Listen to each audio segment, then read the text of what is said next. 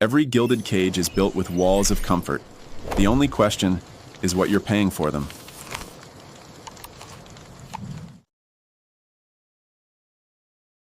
Have you ever really stopped to think about how control works? It's not always a boot on your neck. Sometimes it's just a quiet suggestion, a little nudge in the right direction, or a system that's so convenient you just don't even think to question it. So today, we're going to follow that thread, that funnel of control, starting right inside our own minds and taking it all the way down to the very code that could one day be our money. This quote, man, it just hits the nail on the head, doesn't it? We crave certainty. We trade a whole lot of our freedom for that feeling of comfort, of knowing what's next. But what if that comfort is just a really, really nice cage?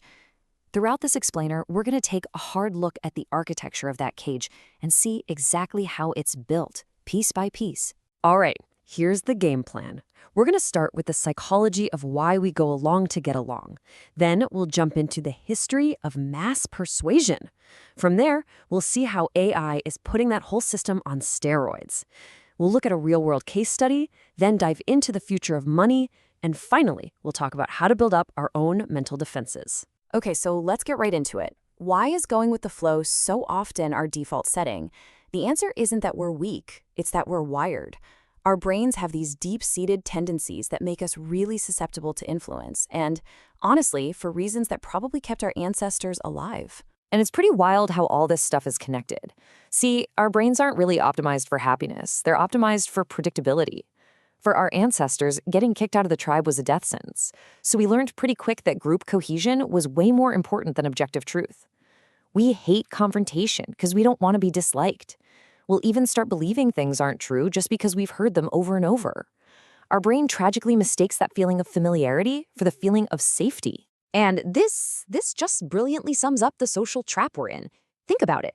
When does someone usually praise you for being kind? Is it when you're challenging their ideas, or is it when you're just being agreeable and predictable? The second you draw a line in the sand, that praise just evaporates. They didn't really love your virtue, they loved your compliance.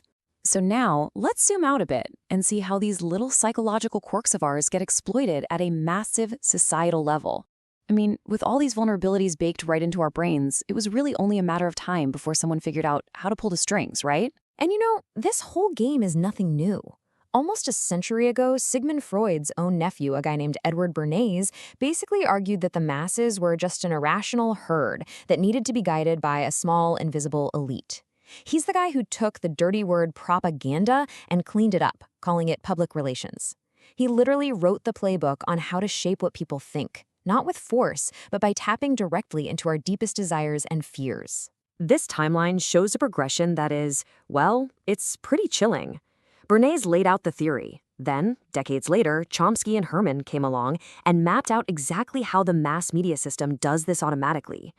And now, today, surveillance capitalism has just weaponized the whole thing with our own data and with algorithms, creating a system that doesn't just influence us, it actively predicts and then modifies our behavior. Chomsky called these the 5 filters, and they basically work together like a giant machine to shape the news without anyone having to issue orders. First, you've got ownership. Most major media is owned by just a handful of huge corporations. Second, they run on advertising, so you're not going to see many stories that make big advertisers look bad. Third, they rely heavily on official sourcing from government and business, which naturally frames the entire debate. Fourth, if a journalist does step out of line, they get hit with organized flack and criticism.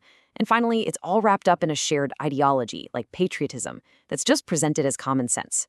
The end result? A very narrow slice of reality neatly packaged for you as the news.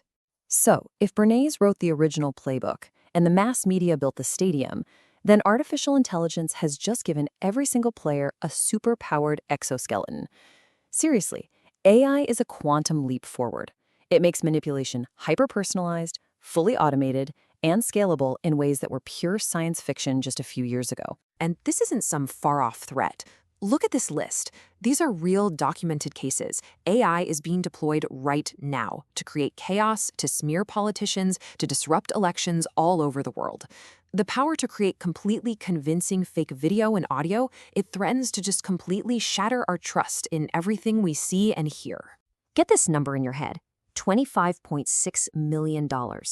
That's how much was stolen from a company called Arup. A finance employee was tricked into transferring that massive amount of money after having a video call with what he thought were his boss and other senior executives. But they weren't. They were all deepfakes, perfect AI-generated clones. This just goes to show how fast this tech has jumped from political games to high-stakes corporate crime. So, what happens when you combine all of this stuff, mass surveillance, big data, AI-driven analysis, into one single system for social management? Well, you get something that looks an awful lot like China's social credit system. Now, if you look at the official goals, they sound fine, right? Who doesn't want sincerity and better social order? It's all presented as this wonderful tool for creating a more trustworthy society. But let's peek under the hood and see how it actually works. It's a classic carrot and stick operation. If you behave in a way the system deems trustworthy, you get all sorts of perks. But if you step out of line, you can get blacklisted. And suddenly, you can't buy a plane ticket. Your kids might be blocked from getting into the best schools. Your face could literally be plastered on a public billboard as a dishonest person. It is a system precision engineered to create compliant behavior across an entire nation.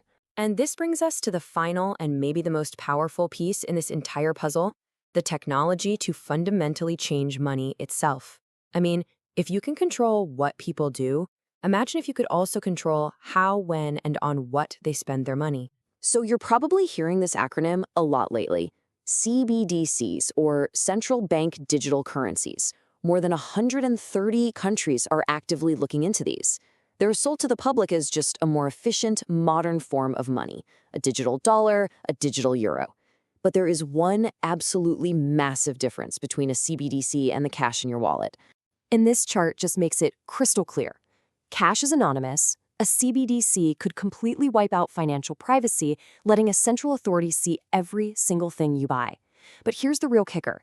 The potential for money to become programmable. Imagine money that has an expiration date to force you to spend it, or money that can only be spent on certain state-approved items, or fines being automatically deducted from your account the second a system detects you broke some rule. It is the ultimate tool for social engineering. Okay, so faced with these incredibly powerful, interlocking systems of influence, from our own psychology all the way up to programmable money, what's the way out? What do we do?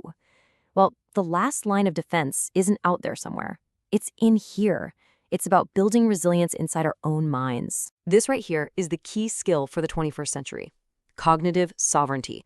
It's the ability, the right, to control your own thought processes. It's all about becoming aware of how these systems of influence work so that you can consciously choose how you want to respond, instead of just being passively pushed around by them. So how do we actually build this?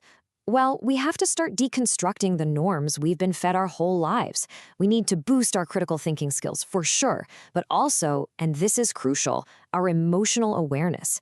We need to be able to recognize when a news story or a social media post is designed to make us afraid or outraged. We have to shift from being passive consumers of information to being active, skeptical verifiers. This is our mental armor. And that's really the question I want to leave you with. As all these tools for control get more sophisticated, more invisible, more deeply woven into the fabric of our lives, maybe the simple act of thinking for yourself becomes the most radical act of all.